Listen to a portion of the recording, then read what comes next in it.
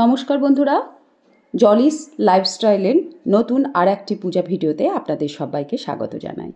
সামনেই আসছে শ্রী শ্রী হনুমান জয়ন্তী। তো এই হনুমান জয়ন্তীর দিন মেয়েরা বাড়িতে কিভাবে শ্রী শ্রী হনুমানজির পূজা করবেন সেই পূজা পদ্ধতি আমি আপনাদের আজকে দেখাবো। অত্যন্ত সহজ সরলভাবে স্বল্প উপকরণে কিভাবে বাড়িতে শ্রী হনুমানজির পূজা করা যায়, আজকের ভিডিও সেই পূজা পদ্ধতির ভিডিও। তো আমরা চলুন আগে জেনে নিই হনুমান জয়ন্তী কী এবং এবছরের হনুমান জয়ন্তী কবে পড়েছে। এবছরের হনুমান জয়ন্তী বুধবার পড়েছে না বৃহস্পতিবার পড়েছে, এই নিয়ে সকলের মনে একটা দ্বন্দ্ব আছে। তো চলুন সব কিছুই আমরা জেনে নিই। চৈত্র মাসের পূর্ণিমা তিথিতে পবনপুত্র হনুমানজির জন্ম হয়েছিল বলে মনে করা হয়।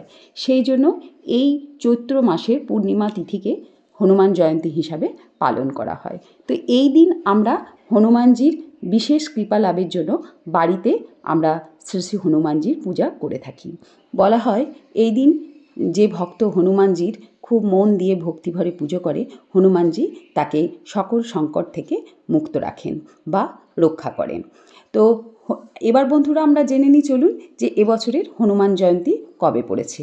এবছরের হনুমান জয়ন্তী পড়েছে বাংলার 18ই চৈত্র, ইংরাজির 2রা এপ্রিল 2026 বৃহস্পতিবার। পূর্ণিমা তিথি লাগছে বাংলার 17ই চৈত্র 1432, ইংরাজির 1লা এপ্রিল 2026 বুধবার দিবা 6টা 35 থেকে, এবং পূর্ণিমা তিথি থাকছে বাংলার 18ই চৈত্র 1432, ইংরাজির 2রা এপ্রিল 2026 বৃহস্পতিবার দিবা 6টা 48 পর্যন্ত। এবার যেটা মেন জিনিস হচ্ছে যে অনেকের মনেই প্রশ্ন জাগছে যে পূর্ণিমা তিথিতে যেহেতু আমরা পুজো করি হনুমানজির, তাহলে আমরা 1লা এপ্রিল করব না 2রা এপ্রিল করব। এবার বলি যে 1লা এপ্রিল বৃহস্পতিবার যেহেতু পূর্ণিমা তিথি 6টা 48 পর্যন্ত থাকছে, অর্থাৎ সূর্যোদয় পাচ্ছে, সেহেতু আমরা পূর্ণিমা তিথি পালন করব কিন্তু 2রা এপ্রিল। তাই আপনারা 2রা এপ্রিল হনুমান জয়ন্তী পালন করবেন আর শ্রী শ্রী হনুমানজির পূজা করবেন। তো চলুন বন্ধুরা, এবার আমরা ভিডিওর মূল পর্বে চলে যাই। তো আমি পুজো শুরু করার আগে এখানে ধূপ প্রদীপ জ্বেলে নিয়েছি। এই দিন অবশ্যই আপনারা ঘিয়ের প্রদীপ বা চামেলি তেলের প্রদীপ দিতে পারেন। আমি এখানে ঘিয়ের প্রদীপ দিয়েছি। তবে যদি আপনারা সর্ষের তেলের প্রদীপ দেন তাহলে তাতে কিন্তু 3টে বা 5টা লবঙ্গ দেবেন। এখানে আমি হনুমানজির চিত্রপট বসিয়ে নিয়েছি লাল কাপড়ের উপর। লাল রং হনুমানজির অত্যন্ত প্রিয়, তাই জলচৌকির ওপর আমি লাল আসন পেতে তাতে ফুলের পাপড়ি আর আতপ চাল দিয়ে হনুমানজির একটা চিত্রপট আমি এখানে বসিয়ে নিয়েছি। আপনাদের কাছে যদি হনুমানজির বিগ্রহ বা মূর্তি থাকে আপনারা সেটাই পুজো করবেন। তো এবার আমি হনুমানজিকে স্নানাভিষেক করাবো, তার জন্য একটা পাত্রে জল নিয়ে নিয়েছি। তাতে কয়েক ফোঁটা দিলাম গোলাপ জল, কয়েক ফোঁটা অগরু, আর একটু আমি কেশর চন্দন দিলাম। এবার এটি একটি বস্ত্রের মধ্যে নিয়ে নিচ্ছি। তারপর হনুমানজির চিত্রপটটা মুছিয়ে নেব। আপনাদের কাছে যদি পিতলের মূর্তি হয় হনুমানজির, তাহলে এই দিন অবশ্যই দুধ গঙ্গা জল দিয়ে বা পঞ্চামৃত গঙ্গা জল দিয়ে হনুমানজিকে খুব ভালো করে স্নানাভিষেক করাবেন। আমার তো চিত্রপট, তাই আমি এইভাবে একটা কাপড়ের উপর জল নিয়ে খুব ভালো করে হনুমানজিকে মুছিয়ে নিলাম। হনুমানজির পুজো করার আগে শ্রী রামচন্দ্রের পুজো করতে হয়। আপনাদের কাছে রামচন্দ্রের যদি আলাদা করে বিগ্রহ থাকে তাহলে আপনারা আলাদা করেই পুজো করবেন। তবে আমার এই চিত্রপটে হনুমানজির বুকের মধ্যে রামচন্দ্রের একটা ছোট্ট ছবি আছে, তাতেই আমি পুজো করব। তো আর বলা হয় যে হনুমানজির বুকের মধ্যেই রামচন্দ্রের বাস, সেই জন্য যদি রামচন্দ্রের ছবি বা ফটো কিছুই না থাকে তাহলে বুকের মধ্যেও আপনারা রামচন্দ্রের পুজো করতে পারেন। তো আমি প্রথমে শ্রীরামচন্দ্রকে শ্বেত চন্দনের তিলক দিলাম, হনুমানজিকে লাল চন্দনের তিলক দিলাম, তারপর হনুমানজিকে মেটে সিঁদুর পরিয়ে দিলাম। এই দিন অবশ্যই হনুমানজিকে একটা ফুলের মালা দেবেন, জবা ফুলের। আর আমি এখানে আকন্দ ফুলের পাতা নিয়েছি 9টা, তাতে জয় শ্রীরাম লিখে নিয়েছি। আপনারা কিন্তু অশ্বত্থ পাতাও দিতে পারেন।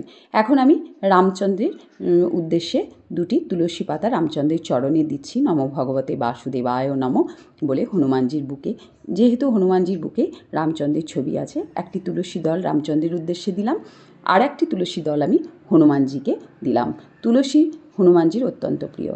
একটা পইতে আমি রামচন্দ্রকে উদ্দেশ্যে দিলাম জয় শ্রী রামচন্দ্রের জয়, আর একটা জয় শ্রী হনুমানজির জয় বলে হনুমানজিকে একটা পৈতে নিবেদন করলাম। এখন আমি ভোগের থালা সাজিয়ে নেব, তার জন্য ফুলের পাপড়ি দিয়ে নিচ্ছি। মাটিতে কিন্তু ভোগের থালা সাজাতে নেই, আমি ফুলের পাপড়ি দিলাম, আপনারা আসন বিছিয়ে নিতে পারেন। তো দুটো সন্দেশ আমি শ্রীরামচন্দ্রের উদ্দেশ্যে দিচ্ছি এই ভোগের থালাটি।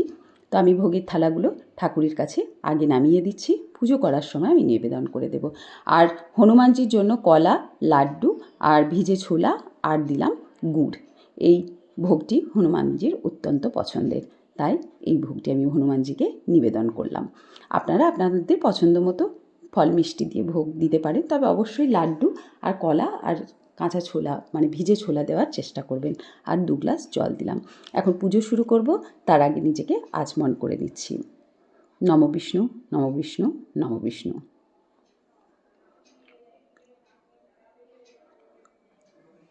নম অপবিত্র পবিত্র বা সর্বাবস্থাং গতহবি বা যশ্বরেত পুণ্ডরীকাক্ষ সবাজ্য অভ্যন্তর সূচি। নমসূচি, নমসূচি, নমসূচি। এবার আমি পুজো শুরু করব। প্রথমে গণেশ ঠাকুরের পুজো করে নিতে হয়। আমি নিত্য পুজো করার সময় গণেশ ঠাকুরের পুজো করে নিয়েছি। আপনাদের যদি না করেন তাহলে গণেশ স্থাপনা করে গণেশ পুজো করতে হবে। তারপর হনুমানজির পুজো করার আগে আমি শ্রীরামচন্দ্রের পুজো করে নিচ্ছি। নম রাং শ্রীরামচন্দ্রায় নম, নম ভগবতে বাসুদেবায় নম। আমি তুলসী পাতা ফুল দিয়ে রামচন্দ্রের পুজো করে নিলাম। এবার আমি হনুমানজির পুজো করে নিচ্ছি।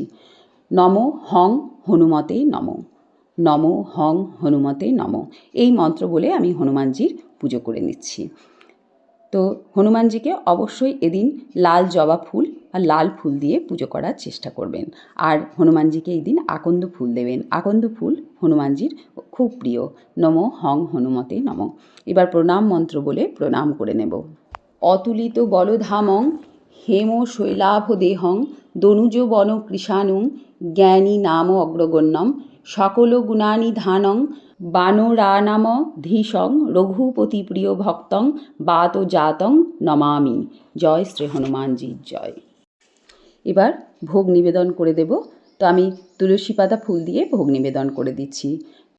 রামচন্দ্রের ভোগের থালাতেও তুলসী পাতা দিলাম, হনুমানজির ভোগের থালাতেও তুলসী পাতা দিলাম।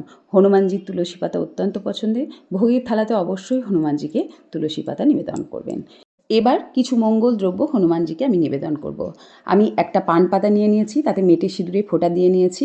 এবার তাতে দিয়ে নিয়েছি 3টে লবঙ্গ, 3টে এলাচ, একটা সুপারি আর একটা 1 টাকার কয়েন। এই মঙ্গল দ্রব্য এই দিন অবশ্যই হনুমানজিকে নিবেদন করবেন। আর পান পাতাটা ছাড়া এই অন্যান্য সামগ্রীগুলো একটা লাল কাপড়ে বেঁধে আপনারা সিংহাসনে বা আলমারিতে রেখে দিতে পারেন। জয় হনুমানজির জয়। এখন একটা মিষ্টি পান হনুমানজিকে আমি সেজে দেব। লবঙ্গ আর এলাচ দিয়ে পানটা সেজে দেবেন। ঠিক এইভাবে মুড়ে মিষ্টি পান অত্যন্ত প্রিয় হনুমানজির। অবশ্যই কিন্তু একটি পান এই দিন মিষ্টি পান হনুমানজিকে নিবেদন করে দেবেন। আর পুজোর পরে এটা কিন্তু আপনারা প্রসাদ হিসাবে খেতেও পারবেন। জয় হনুমানজির জয়। বস্ত্রস্বরূপ এদিন মৌলি সুতা বা মৌলি ধাগা হনুমানজিকে নিবেদন করবেন। এটি আগেই নিবেদন করবেন, আমি ভুলে গেছি তাই এখন নিবেদন করে দিলাম। এরপর আরতি করে নেবেন। আমি পঞ্চপ্রদীপ, কর্পূরের প্রদীপ, ধূপ আর চামর দিয়ে আরতি করে নিচ্ছি। জয় হনুমানজির জয়, জয় শ্রীরামচন্দ্রের জয়, জয় হনুমানজির জয়।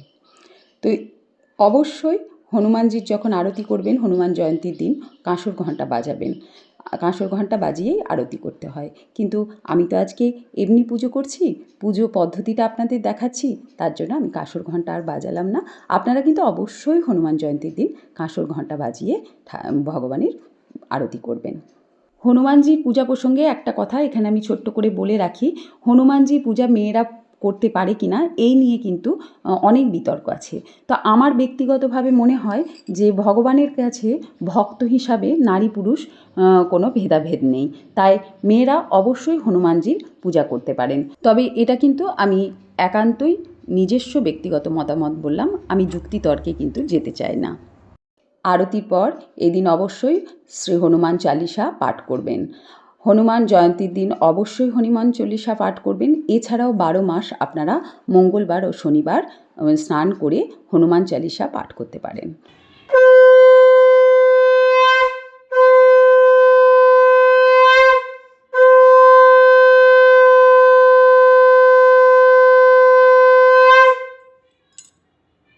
পুজো শেষে আমি শ্রী শ্রী হনুমানজির কাছে হাত জোড় করে ক্ষমা প্রার্থনা করে নিচ্ছি। পুজোয় কোনো যদি ভুল ত্রুটি হয়ে থাকে ক্ষমা করো প্রভু, সকল সংকট থেকে রক্ষা করো।